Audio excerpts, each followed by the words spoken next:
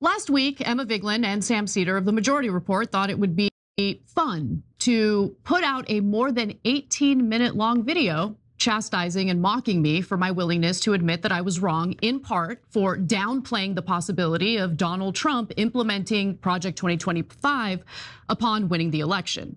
Anna Kasparian of the Young Turks, 6 million subbies or something like that, is a right-winger now. People are rightly criticizing her. She said that Project 2025 is not going to be implemented and it's stupid for us to be worried about it and all this other stupid junk. When very obviously it was implemented. Project 2025 absolutely was implemented and everybody knew that it was going to be, except for this poor fool right here, apparently. So she said, wait, I don't remember what the order of events were, but basically when Anna Kasparian said it's not going to happen, Project 2025 will not happen, the Majority Report came out and said, look, you poor dumb fool, it did happen. Now what do you have to say about it?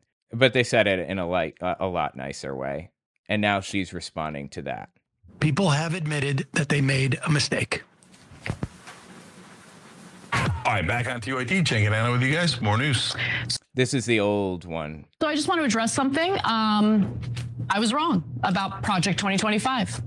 MAGA hates Project 2025, and I thought that Donald...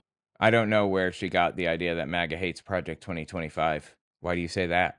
Trump actually cared about his base, because in his first term, he seemed to be swayed by his base. He seemed to listen to his base. Wait a second. Wait. MAGA hates Project 2025? Where's the evidence of that? What is this MAGA that they speak of?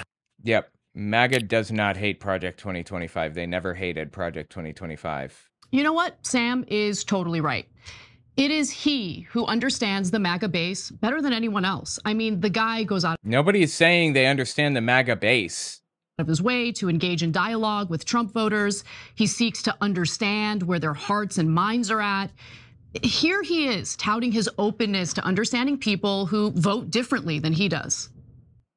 Okay, just let me lay out what she's doing here and why it's complete garbage.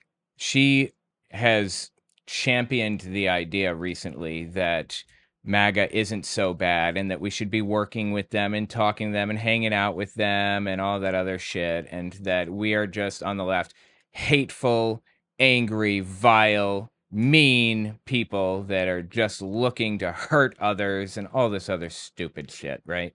Cenk Uygur, I think this probably revolves around him, Anna's argument about this. Cenk has said we need to work with MAGA. We need to meet them where they are and talk to them or whatever. And, I'm okay with that, actually, to some degree. I'm fine with that. I'm fine with speaking to MAGA-Potamians, if you will, to try to see where they are and change their minds or whatever. And I know for a fact that Sam Seder is also okay with that. But what I will not do is I will not work with Steve Bannon. I will not lend Steve Bannon my credibility. For example, Steve Bannon is just like one example of something. Charlie Kirk is another person I will not work with. I'll debate him. I'm not going to work with him or lend him my credibility. I don't care if we agree on stuff. It's irrelevant to me. I'm not going to work with him or help him because he's a Nazi. Steve Bannon, that is. Charlie Kirk, too, probably. But I'm talking about Steve Bannon specifically here. He's a Nazi, and I want nothing to do with that. If we both want to get Elon Musk out of the White House, which we do, he can work on it over there, and I'll work on it over here. But Anna is twisting that position, which is the position of, like, most of the left, certainly Sam Seder and myself. She's twisting that into, we don't want to understand MAGA. We don't want to know any MAGA-Potamians. We don't want to work with them or talk to them or anything. We just want to be off in our own little corner over here, not understand what they're up to or what their reasoning is for anything. That's not what anybody ever said. Step back here. We do understand the MAGA base and are very in tune. I'm speaking for myself now. I do understand the MAGA base and am very in tune with what they want and why they want it and how they intend to get it and everything else. I don't have to talk to an individual MAGA nutcase and agree with him on things and lend him credibility to understand what they believe. Openness to... Like, I'm sorry, I feel like I have to break this whole thing down, because what she's doing is twisting it into a pretzel till it's unrecognizable anymore. Now, let's continue here. And where their hearts and minds are at. Here he is touting his openness to understanding people who vote differently than he does. We can't take the power back without talking to Trump voters and making them realize their mistake. Well, wait. So let's pander to them first. Pick your battles doesn't have anything to do with talking to Trump voters.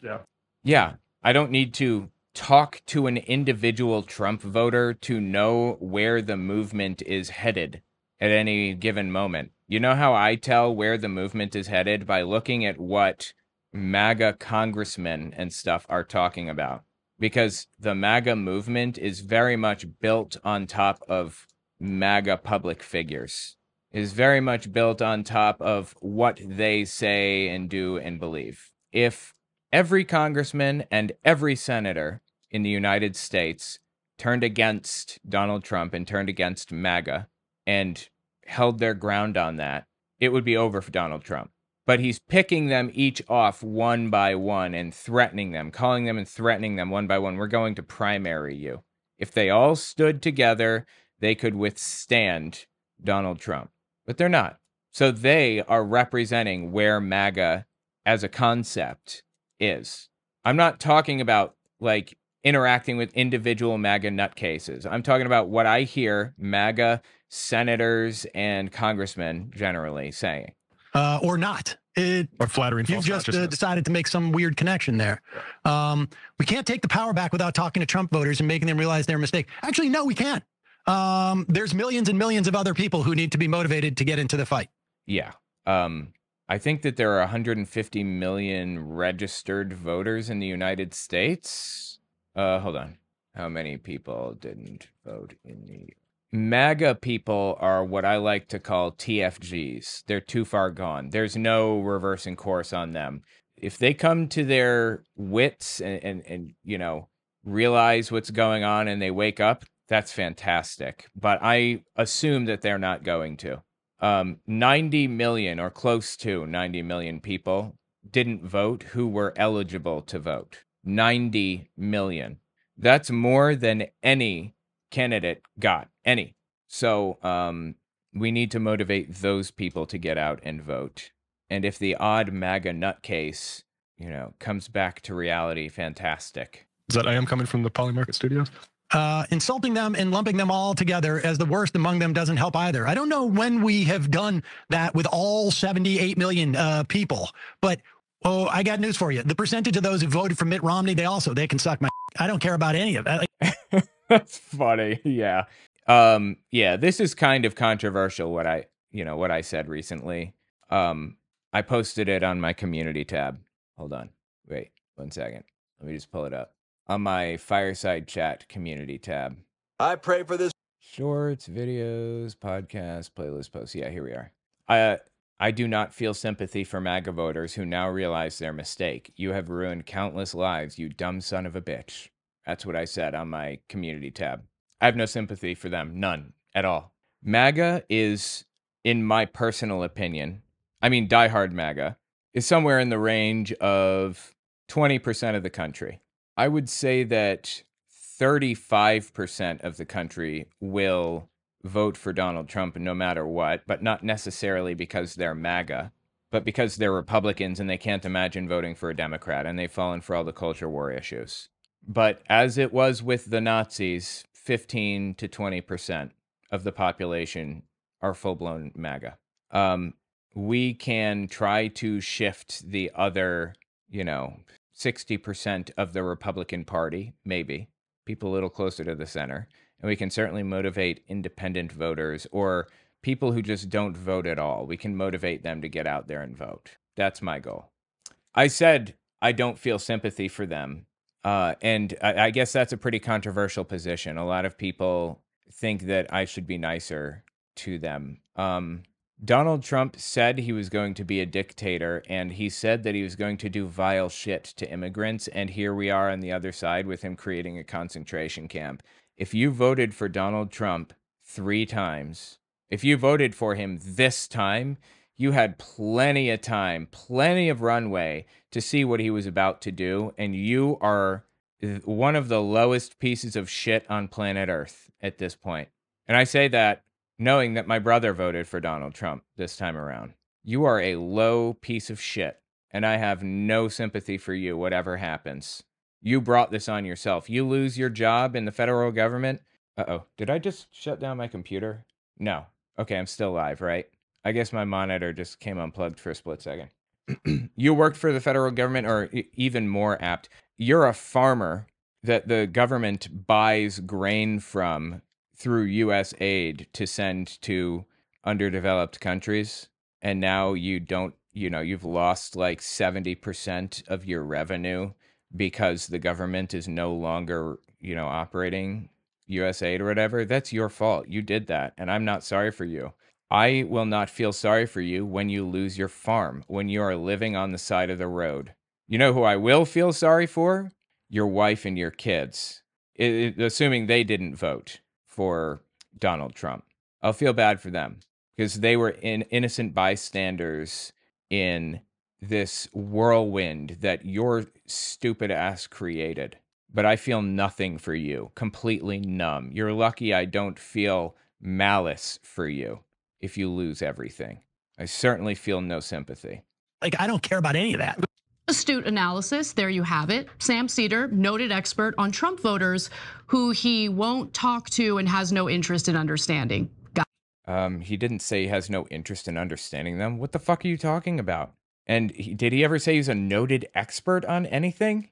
We can understand the direction the MAGA movement is going by what public figures are saying, by what the leaders of like QAnon movements are espousing and stuff. Like what Ramana Didulo is saying or what she's telling her audience to do or believe. That Queen of Canada QAnon nutcase. We can look to what she has to say. We don't have to talk to her individual adherents. We just look at her posts and see what she says. This is so disingenuous and bottom of the barrel and sad. I've known for a long time that Anna and Cenk were fucking worthless when it comes to political commentary, but I was, I kind of left it alone because they weren't doing this much damage. They were doing some, certainly, but not like this. Well, now I feel I have to address it because they are destroying everything. They're destroying the infrastructure behind the left movement, the left-leaning movement. And it's just disgusting. Got it. But it's worth asking why Trump would repeatedly deny supporting Project 2025 on the campaign trail. Was it to appeal to libs like Sam Seder? That's a good question. I will tell you the answer to that. Because it was gaining attention. Undercover reporters were they were meeting people who were talking about Project 2025. I did a video on this actually already. I mean, we're not going to watch the video right now, but it gained traction and a lot of people were talking about it. And the right was on the defense. The right was on the defense. In office and told him what I was going to do. So he's very supportive of what we do. Our investigation into Project 2025 began 2 weeks before the meeting with Vote. The right is on the defense with all kinds of different things. And as Russell Vogt said in that video, basically, Donald Trump denounces it and he says whatever it takes to get people in the center to vote for him. He'll say whatever and it's irrelevant. So anyway, he wasn't denouncing it for the sake of MAGA. He was denouncing it for the sake of the people in the center who might be swayed otherwise. Obviously, I can't believe I have to say that. You call yourself a reporter, you're a joke, Anna. Quit your job. Get out of this industry because you don't know what the fuck you're doing.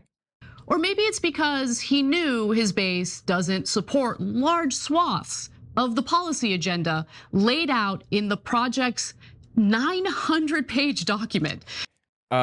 I don't think that they look that closely at it. I think that they support whatever Donald Trump supports, which is a right-wing agenda and very obviously Project 2025 now.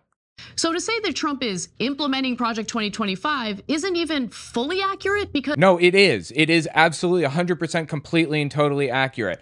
One of the people that wrote Project 2025, Russell Vogt, hold on, this guy right here, him, he is on Trump's transition team now. I forget, the head of OPM or something like that. I don't remember what he is. Very high up, very influential, and is working, directly under Donald Trump, basically. He absolutely is implementing Project 2025 beyond a shadow of a doubt. All of it. He's implementing all of it. It's taking steps, one step after the next, exactly as it was laid out in Project 2025, which, by the way, I'm reading on my Unfiltered YouTube channel, reading the audiobook, basically. I'm listening to the audiobook with the audience if you want to listen to it too. Here's the head of the Heritage Foundation, Kevin Roberts, who also contributed to Project 2025. And of course, the Heritage Foundation wrote and released Project 2025. He was a contributor. He's listed as a contributor, saying how he really feels. He's just laying it down for us here. By the way, this is July 3rd, 2024. President having to second guess, triple guess every decision they're making in their official capacity. You couldn't have the republic that you just described. But number three, let me speak about the radical left.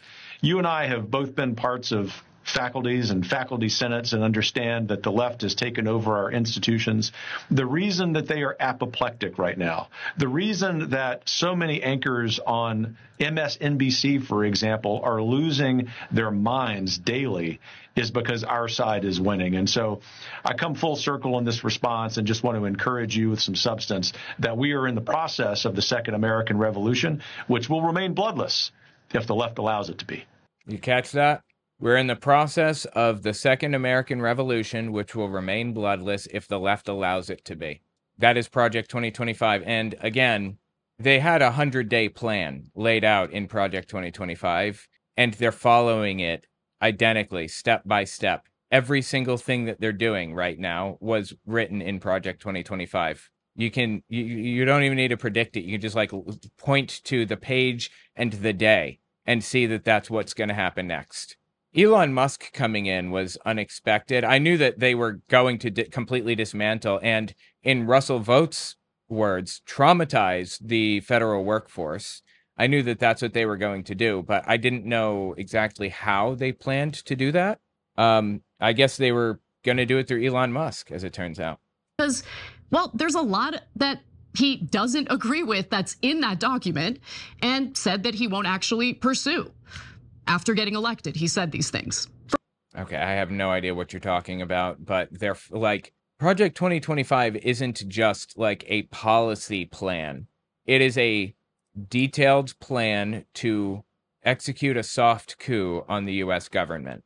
It's a 100-day plan. Hitler did it in 53 days, I think. And this was a 100-day plan to implement a soft coup on the U.S. government. And, we're on, how many days in are we? We're on week 3 or whatever of this 100-day plan. It wasn't just, Project 2025, they want to make people go to church every week and they want to put prayer back in schools. It wasn't like that. It is a detailed plan to coup the U.S. government, and it's happening. They have a fourth pillar, as they call it, that explains what they intend to do after they take charge that we never gained access to. I guess it's eyes only kind of thing. People, only necessary people like the president get to see that part of the plan. But, in the early pages of the document of Project 2025, it says that when they're done, they intend to ban porn and they intend to ban birth control and all kinds of other stuff. So, yeah, I don't know what to tell you. This is identical to what's happening right now as we go. We're not, if it hasn't happened yet, it's because we haven't reached that part of the plan yet. Read the book if you don't believe me. I am reading it with the audience. For example, Project 2025 wants to eliminate every single tax bracket and replace it with just 2 brackets. Yes, I think that's the case. I haven't actually read that specific detailed part of it, but yeah, they do want to change it. Like I said, it's a 100-day plan. We still got some time to go here, and he has 4 years actually total. He's implementing one specific subset of the plan at this immediate moment. I can't believe I have to say this. 15% for anyone making under $168,000 annually, and 30% for those earning more than that. If this is the first time you're hearing about it, it's because Trump hasn't mentioned it and isn't likely to pursue it. Isn't likely to pursue. Why do you think that? And no, he hasn't mentioned pretty much anything in Project 2025. He just gave the keys to Russell Vought and Kevin Roberts and said, here, go ahead, do what you're going to do. And Elon Musk. You think Trump is smart enough to execute any of this stuff? No, he wants to consolidate power, and he knows Christian nationalism is his method of doing that. He knows he can do that if he goes through the Christian nationalists. So that's what he's doing. It's so sad to see Anna Kasparian so lost now, so completely gone. I don't know how she came to these conclusions, but it's really, really sad. And are we going to pretend like Trump read a 900-page document? No, of course not. He gave the keys to Russell Vought. Are you shitting me? Really? Nope, wrong button. Stop it. Get some help. Saw somebody say that in the chat. So yeah, I appreciate the reminder that I have a soundboard. No, Trump didn't read any of this shit. I think the last thing he read was probably written in crayon. It's not about Donald Trump reading this shit or understanding this or whatever. It's about him giving the keys to people who want to implement a dictatorship with him at the head, obviously. It's so disingenuous what she's doing. How is it George Bush's president run is more sane than now? I know, it's crazy. I absolutely agree. He does, however, plan to extend his 2017 tax cuts for individual filers. Trump also wants to lower the corporate tax rate from 21% to 15%, which I've spoken out against repeatedly. Project 2025 also proposes cuts to Medicaid. What does Trump have to say about that? Well, they're doing it now. They've already, God, this is not aging well. When did this come out? 5 days ago? Oh boy, that's embarrassing. They literally just released the new budget for Medicaid and they cut it to basically nothing. I don't remember how much Medicaid paid out. I think it paid out $606 billion in 2023 from the federal government and another $250 billion from states, I believe. And I think in the new budget proposed by Congress, which is almost guaranteed to pass through budget reconciliation, they cut it by $800 billion, which means that basically it doesn't exist anymore. If it exists, then it's because individual states want to continue to have it at best. So Medicaid is basically going up in smoke with this new budget that they have already passed. Okay, let's hear her embarrass herself again. 2025 also proposes cuts to Medicaid. What does Trump have to say about that? Social Security won't be touched. Other than this fraud or something, we're going to find it's going to be strengthened, but won't be touched. Medicare, Medicaid, none of that stuff is going to be touched. Nothing. No, that was just a lie, obviously, because it happened. You don't have to. Now, if there are illegal migrants in the system, we're going to get them out of the system and all of that fraud, but it's not going to be touched. Yeah, it was a lie. It was obviously a lie because it has now basically been destroyed. Are you going to apologize for that statement that you made, Anna? I mean, well, look, touching Medicare or Medicaid, super unpopular. And maybe Trump is just saying that publicly while behind closed doors, he's telling Republicans who are currently working on a budget that they should totally slash Medicaid, right? That is literally exactly what happened. Yes, that is exactly how it played out. Well, it turns out, no, wrong. That's not what's happening. Trump had previously weighed in privately against cutting too heavily into Medicaid, telling House Republicans at a closed-door meeting earlier this month that he wants to be very careful with. Okay, I don't know where you got this. Wall Street Journal, Hughes and Wise. I have no idea what this is or who wrote it or why I should trust them. But Medicaid has just gone away. It's just gone. And on top of that, there were 4 Republicans who didn't want to vote for it. And they canceled the meeting because they weren't going to, vote on it. They couldn't. Within 20 minutes, they came back and voted on it and approved the budget, seemingly out of nowhere. Like almost as if somebody intervened by calling each individual person that was opposed to it and told them that they were going to absolutely ruin their lives if they didn't get back there and vote in favor of it, like, immediately. Are you really this fucking stupid, Anna? Really? Are you this gullible? Why are you so dead set on defending this piece of trash and the trash that follows him around? You are wrong consistently. Learn from it. I feel like I have a pretty good grip on like the reality around me. And that's not the right word to phrase it, but I'm sorry, that's not the right way to phrase it. But I feel like when I make a prediction, it oftentimes comes true. I was wrong with COVID.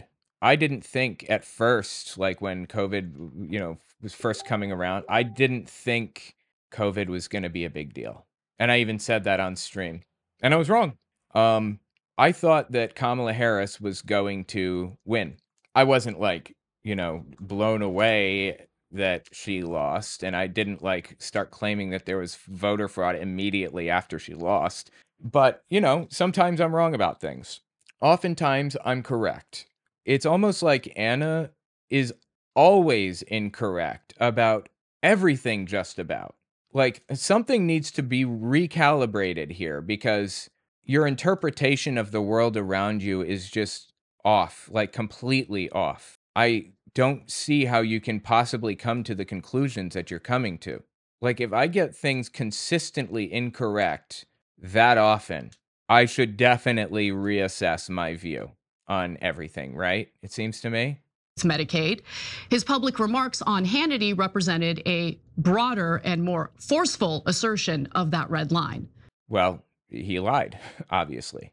Nonetheless, Trump's agenda and Project 2025 do have a great deal of overlap, especially in regard to the dismantling of the administrative state, which his base actually does like.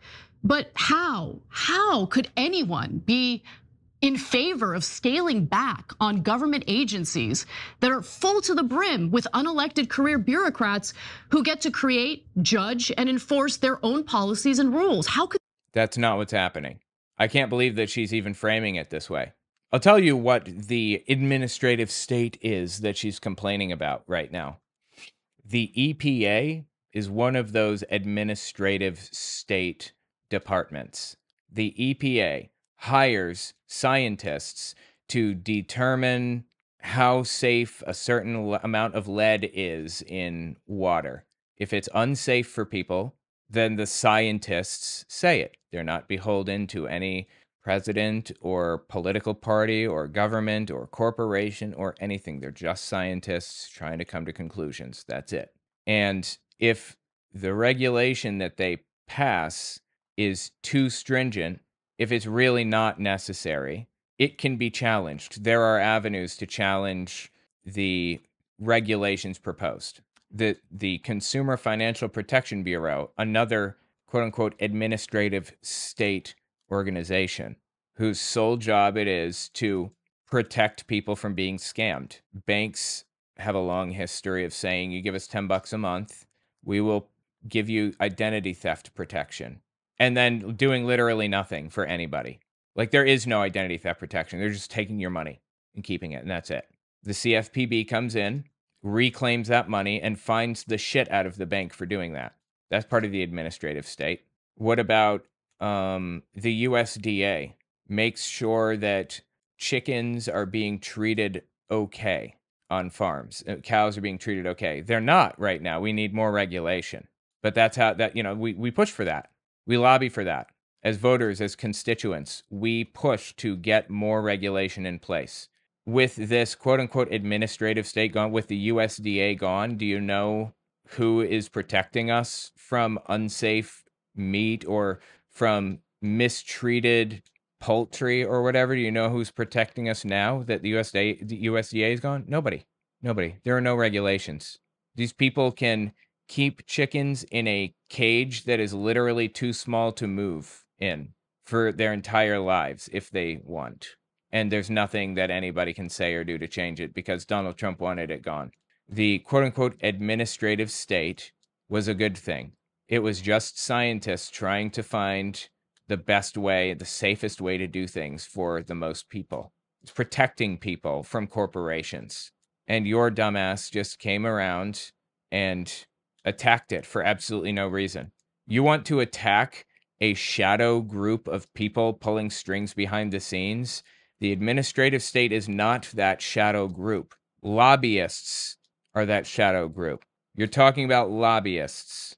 You should be complaining about lobbyists, people that pay politicians lots of money to do what they want them to do against the wishes of the people. Why are you not talking about lobbyists instead? Or super PACs? Those are shadow groups too, that take in dark money. We have no idea where it comes from or where it's going. Why are you attacking the organizations that are made up of scientists that are only there to protect society, to protect the citizenry? Because you're a fucking joke is why.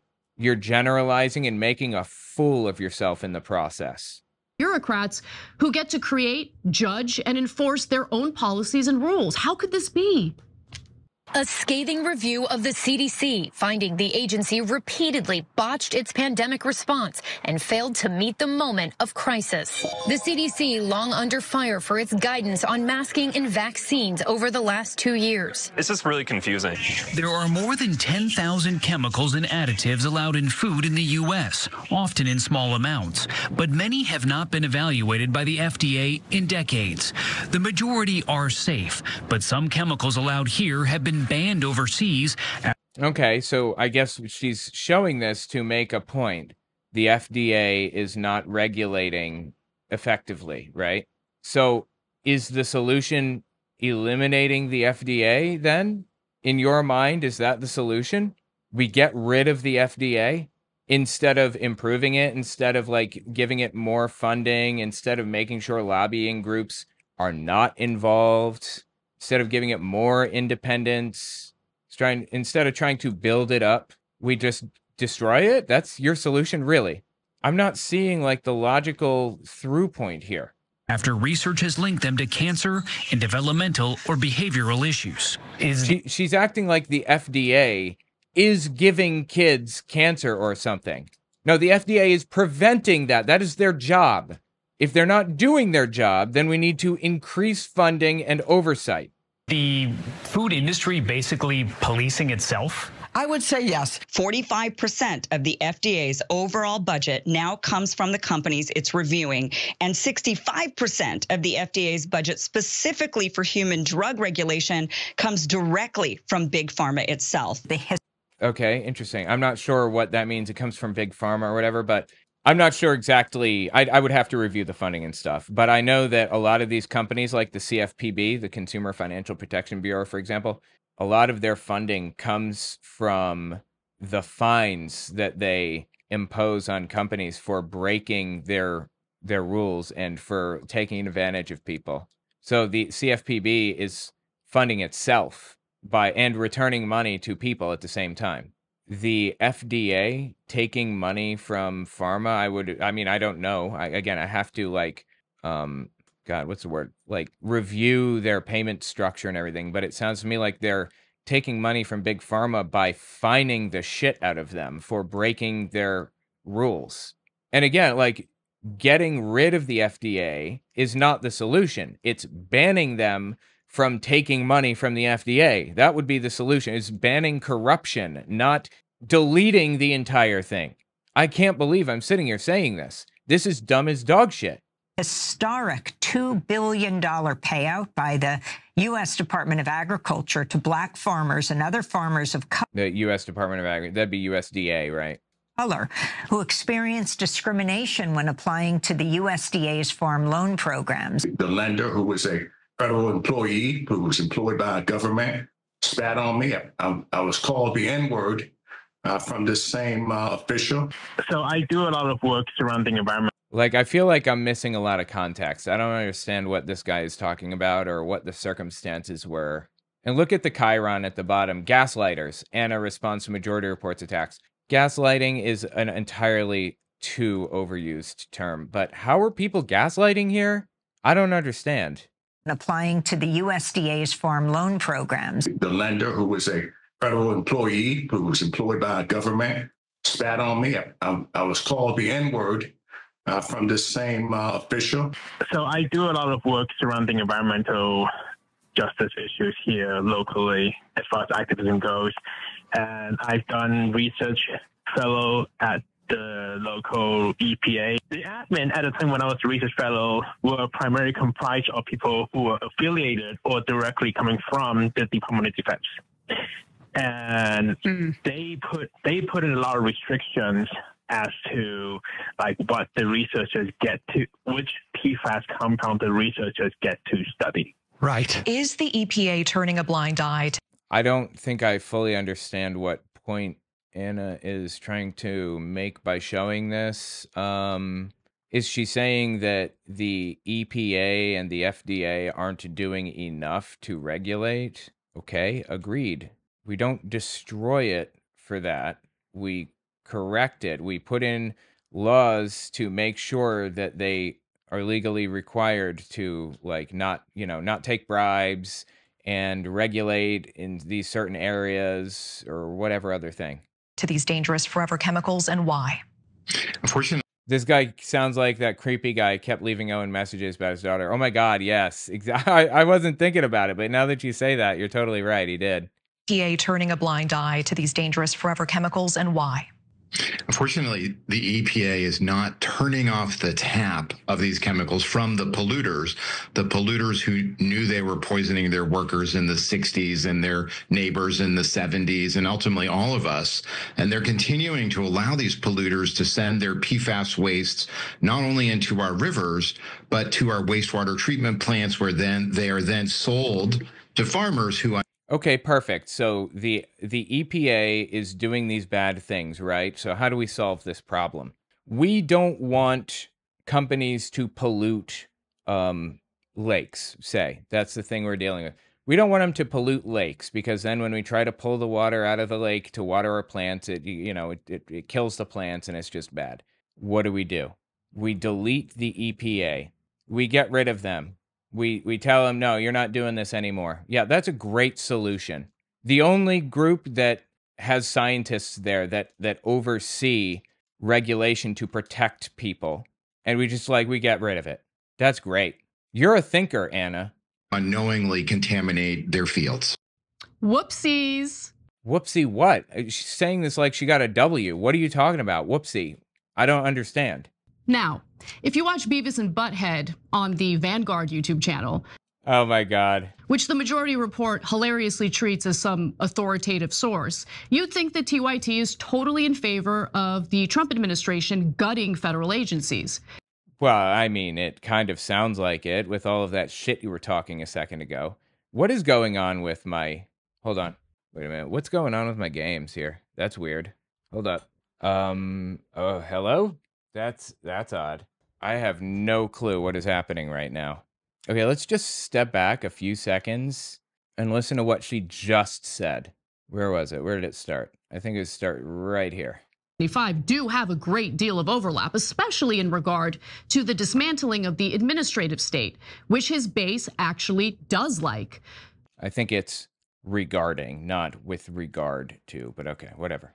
But how could anyone be in favor of scaling back on government agencies that are full to the brim with unelected career bureaucrats who get to create, judge, and enforce their own policies and rules? How could she was very obviously being flippant here. This be? Obviously, right? She's very clearly saying exactly what she claimed she wasn't saying just now. 3 minutes later. The Majority Report hilariously treats as some authoritative source. You'd think that TYT is totally in favor of the Trump administration gutting federal agencies. That is like very obviously what you just said. I don't know if you knew this, but I have a little rewind button here. Except we're not. Two things can be true at the same time. These agencies have been deeply corrupted. No, they haven't. The EPA has not been deeply corrupted. And you know what? Even if it had, the solution isn't eliminating it. It's regulating it. It's preventing them from... It's basically banning corruption, banning bribes, or banning, receiving PAC money or receiving gifts like the Supreme Court. The Supreme Court justices receive gifts from people and stuff all the time. That should be illegal. That's how we prevent the corruption. not by erasing it. Now there's nobody in place watching to make sure that, like, big corporations aren't dumping pollution in lakes. Seriously, what is wrong with you? Do engage in waste and should be reformed. But treating the federal workforce as if they're Twitter employees is a disastrous way to handle it, as we've been learning in recent weeks. But let's hear what Emma has to say about my on-air correction. Oh, her on-air correction by saying that she was wrong, that Project 2025 is being implemented, okay? It is not the prediction. People make predictions all the time. Right, I was wrong in my prediction about the election, but yeah, like right, some type of, right. Poly market bet here. Yes, yeah. Where That's the gambling outcome mindset. we can't tell. Yeah. Yeah. There was abundance amount of evidence of this. And even if your opinion, not prediction, opinion was, I can't see them doing this. This is pretty radical. The idea that you would mock people for believing it and saying it was a conspiracy theory. The people had Trump derangement syndrome. I'm sorry. Give me a break. Absolutely. Apologies. I forget that Sam usually doesn't let Emma get a word in edgewise, but I don't know what that has to do with anything. Emma had already spoken up to that moment. She'd already gotten her piece out. That was Sam's moment to speak. Like, really? You're trying to attack them for misogyny, of all things? This tells me, like, you have no real argument here. You're just petty and soulless. Address the argument instead of being pissed off all the time. Like, give us a real reason why you're like this. I'll address what she said in that video in a second. But before I do, did I, Sam? Did I mock voters who were? No, you mocked people for realizing how bad Project 2025 was. And by the way, Sam is a voter. So yeah, you did. You did mock voters for that. You tried to prevent voters from caring about it by mocking them, saying it was a conspiracy theory. Did he even say voters? I don't think he did. Let me see. Not prediction. Opinion was, I can't see them doing this. This is pretty radical. The idea that you would mock people. Mock people. He didn't say voters. He said people. What are you talking about? This is malice, right? This isn't idiocy. It's malice at this point. Voters who were worried about Project 2025? Because I don't remember doing that. He didn't say that. What I do recall is chastising Kamala Harris and the Democratic Party for offering nothing to voters other than incessant fear-mongering about Trump. Well, I would like to think that Anna now realizes why it was important that we not let Trump take office, but here we are. Aside from that, Kamala Harris didn't just fearmonger about Trump. She did have policy proposals. I don't know what you're talking about. It's like people saying Kamala Harris didn't support the Palestinians, or she supported Israel. No, she didn't. When did she ever speak on Israel at all? She almost never did. A few times she mentioned Israel, but she took basically no hard stance. She said, for the people who care about these issues, I see you, or something to that effect. But people come out here guns blazing saying, oh, she's so pro-Israel, she hates the Palestinians and all that shit. No, you are superimposing your wishes and beliefs onto her that you wish that she believed so that you could hate her. That's what's really happening here.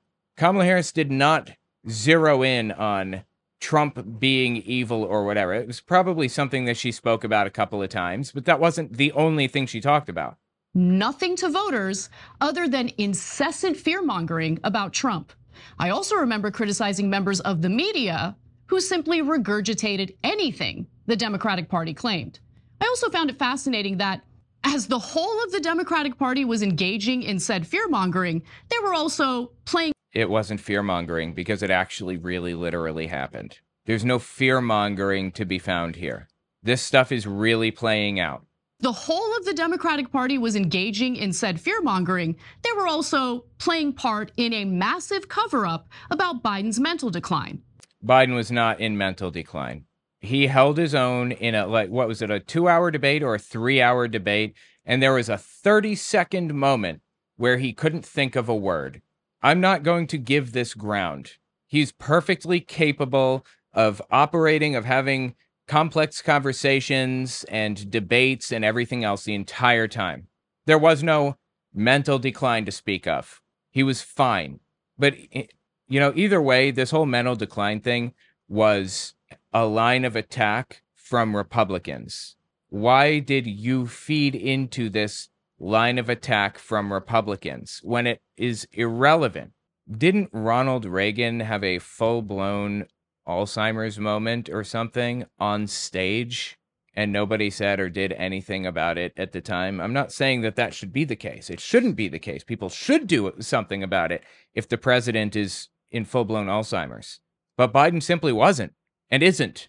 I mean, just think about it. Democracy is under threat. We, the Democrats, insist that this corpse stay in the race to give us the best chance of beating Trump and saving democracy. Well, democracy was literally on the ballot, and we can now see that it is gone. We don't live in a democracy anymore. We live in a hybrid system at best. One where I think our elections probably still work as intended, but the people in charge don't respect the law in any way. And if they wanted to, they could eliminate elections completely. And there's nothing anybody could or would do to stop it. So, yeah, that's 100% completely fair. What she's complaining about was real. And she's saying it wasn't. But since Emma brought it up, let's address the fact that inaccurate predictions are totally okay, but only when she's wrong. That's not the case. Like I said, I make inaccurate predictions all the time. I made one about COVID. I made one about Kamala Harris winning the election, but they were predictions. They were opinions. There were things that I thought might happen, and I understood that there was nuance to it, and it might be different. I didn't make fun of people for saying Trump might win. I didn't make fun of people for saying that COVID could possibly, hit the U.S. and be really bad. I said, well, maybe so. I mean, maybe I don't think so, but maybe I should get, like some masks and stuff anyway, just in case. You made fun of people for it, laughed at them, called them conspiracy theorists, when this was in fact happening. It did happen. The things that you say and do affect the political world. They affect the world around you.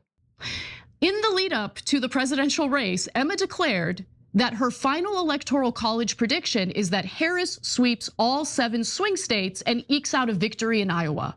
My only reservation is that Yeah, okay, so Anna was wrong about her prediction. Yeah, people were wrong about predictions. She wasn't making fun of people who thought otherwise. I don't understand the point she's making here. Was she just trying to point out a moment she was wrong? Okay. I don't want to jinx the results, but I'm trying to avoid the trappings of magical thinking. Well, Emma, the magical thinking is what led you to think that Harris would sweep all battleground states, not that you cited superstitious jinxing. I don't understand what Anna's, what she's accomplishing with this. It was just a prediction, a basic prediction that she didn't tear others down for not believing or accepting or whatever. It's just throwing it out into the void. The things that Anna said and did, the prediction that she got wrong, she made fun of people for accepting. The fact that Project 2025 is an integral part of the Trump administration, or that it would be. She made fun of people for believing that. And by making fun of them long before the election happened, it affected the election. It made people not feel as urgent about going out and voting, about doing something about it. Emma was just throwing something out there that had no effect on anything, just giving an opinion. You were affecting things with your prediction. And of course, Trump, not Harris, went on to win all swing states and the popular vote. The average of polls clearly showed Harris trailing Trump. Yeah, a little bit. I think the polling aggregate did show trailing a little bit, but polls aren't always accurate, as everybody well knows. She ran a horrific campaign, stood for nothing, was unpopular with anyone who was paying attention. No, I don't think that's true. I think she ran a fine campaign. She should have been more progressive. She should have, wound people up more, got them more excited. Should have been more populist. Should have leaned into more popular things than she did by saying, we want to expand Social Security, we want to expand Medicare for all and all that other stuff. But she didn't. So, I mean, it is what it is. Like, I don't know what to say. Anna's just wrong here. And wasn't even nominated through a democratic process. She was anointed. Please. How's that for saving democracy?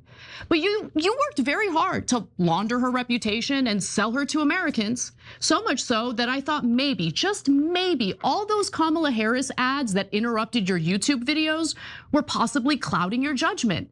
But you say you were delusional all on your own. Kamala Harris did not pay the Majority Report to advertise on their system. I assume she's talking about like on their YouTube channel. Kamala Harris just buys ads. Like that's just how advertising works. Trump ads play on my stuff sometimes. I'm not being paid by Trump. YouTube is being paid by Trump. YouTube pays me for anybody that like clicks on ads or whatever. There's a separation, and she knows that full well. She knows how this works. I can come after Anna for some of the ads that have run on her channel too if I want, but I don't. I don't actually have a problem with people advertising on their channels or whatever, but that's not even what was happening. The Majority Report was not advertising for Kamala Harris. They're just running normal YouTube ads as every channel does. And you know what? I'll take your word for it.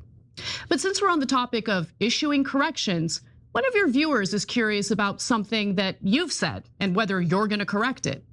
One of your viewers wants to know that since I admitted I was wrong, can Majority Report admit they were wrong, saying there wasn't a Venezuelan gang that took over an apartment complex in Colorado, even though residents were coming out and saying that was going on for months? I haven't heard a peep from the Majority Report. That wasn't happening. That whole thing is fictitious. Let me just find out right now. Let's find out. Anna has said she doesn't know who to trust. I do know who to trust. So let me see if I can find information on it.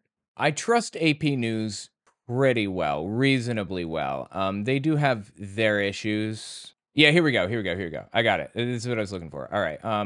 Snopes is pretty good, but AP News is even better, and Reuters is top tier. Doesn't get better than Reuters, in my personal opinion.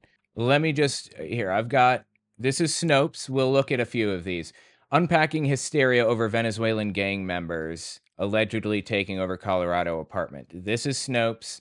Here's what they said. Rumors that members of a gang from Venezuela commanded control of an apartment complex in Aurora, Colorado generated headlines by conservative media outlets and social media commentary in late summer 2024.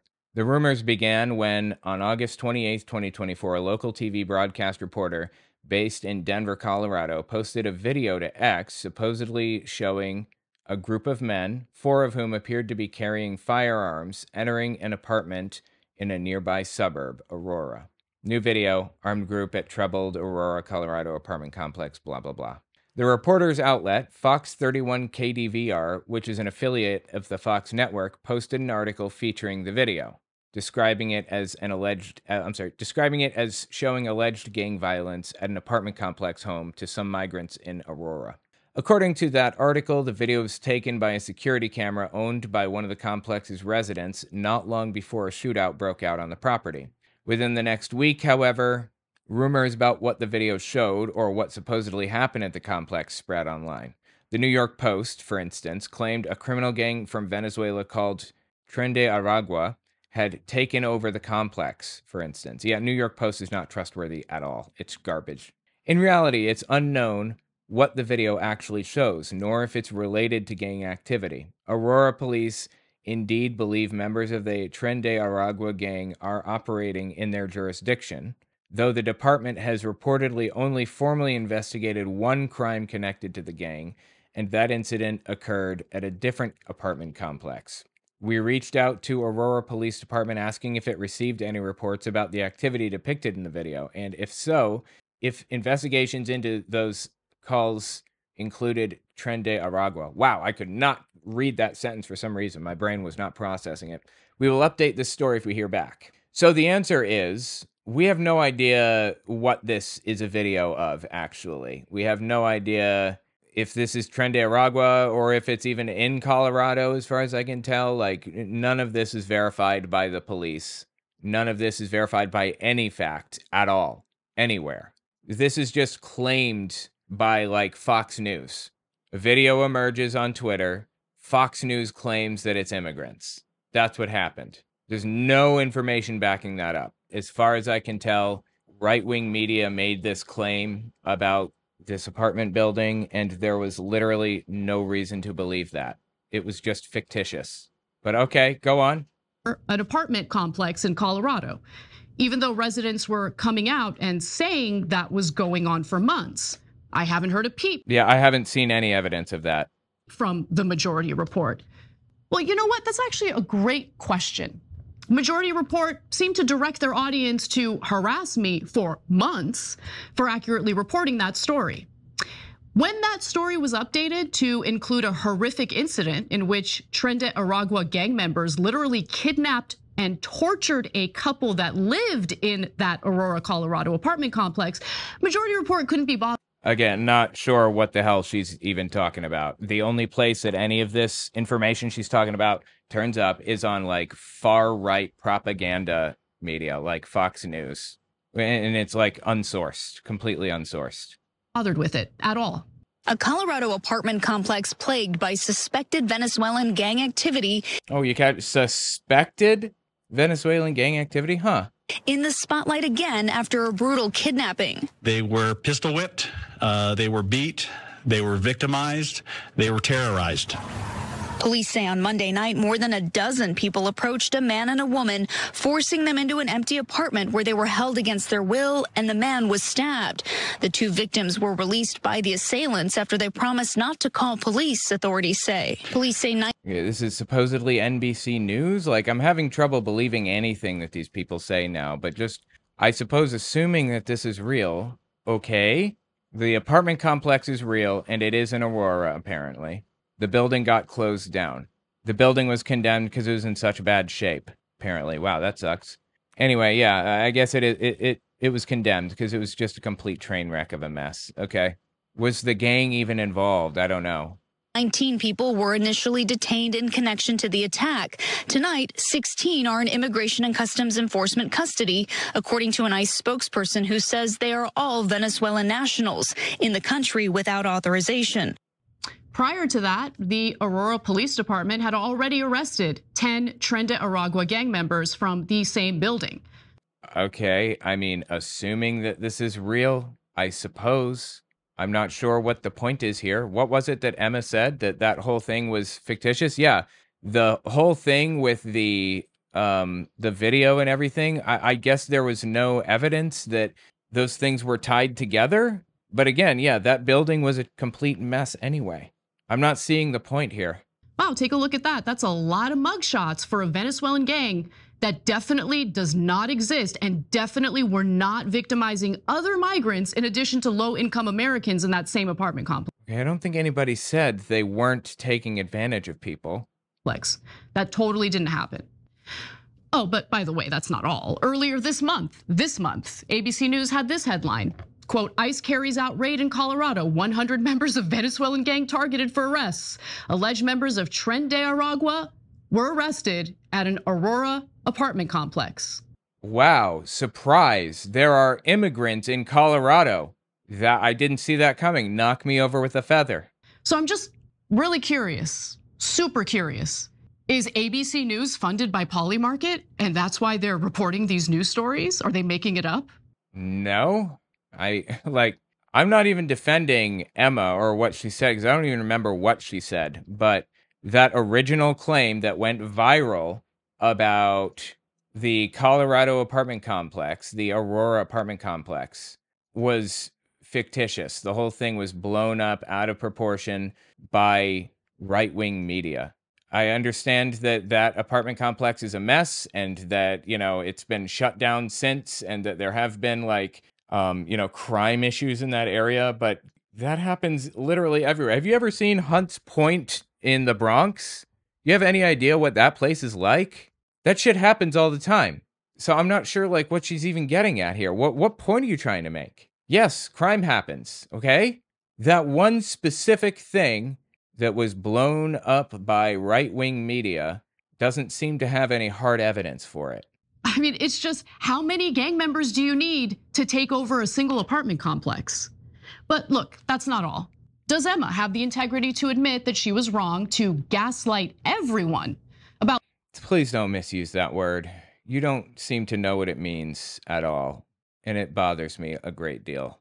Does Emma have the integrity to admit that she was wrong to gaslight everyone about Los Angeles Mayor Karen Bass's austerity measures, namely her decision to cut the budget for a fire department that had already been chronically short-staffed and underfunded? Yeah, I believe that this was fake. Yeah, I believe that this was fake, to my knowledge. The people spreading the $17 million fire budget cut story. Hold on. Okay, here. LA Mayor Karen Bass has faced criticism over cuts to the city's fire department budget for the latest financial year. You mean fiscal year? The LA Fire Department, LAFD, budget was reduced by $17.6 million. Oh my God, I lost my place. LA Fire Chief Kirsten Crowley told CNN budget cut had severely affected the department's ability to respond to the disaster. She said the department was already understaffed, and the elimination of civilian positions like mechanics had meant that 100 fire apparatuses were out of service. Mayor Bass responded to the criticism, saying there were no reductions that were made that would have impacted the situation that we're dealing with over the last couple of days. According to the LA Times, after the 2024-25 budget was passed, the city council approved $53 million in pay raises for firefighters and $58 million for new kit such as fire trucks. Once that funding is taken into account, the fire department's operating budget technically grew this year, according to the newspaper. So there you go. It was a fake story, is the bottom line. The fire department budget grew, not shrank. So yeah, this is fake. What Anna is presenting us here is false. A fire department that had already been chronically short-staffed and underfunded. She put this up on Twitter. Lots of people are spreading this $17 million fire budget cut story, and it's just not accurate. She then included a comical thread to bolster her claim. No, it was absolutely correct. Emma was 100% correct on this. The thread made no sense, and it was clear that Emma... Look, just because you have bad reading comprehension does not mean the thread made no sense. Bolster her claim. The thread made no sense. And it was clear that Emma didn't even bother to read the thread that she herself quote tweeted. She was even called out by other lefties like Sam Seder, who correctly stated that Emma was sharing an incoherent thread she couldn't have possibly read. I have no idea who Sam Seder is. Is he somebody influential? I've never heard that name before. Sam Seder has 17,000 subbies on the Twit.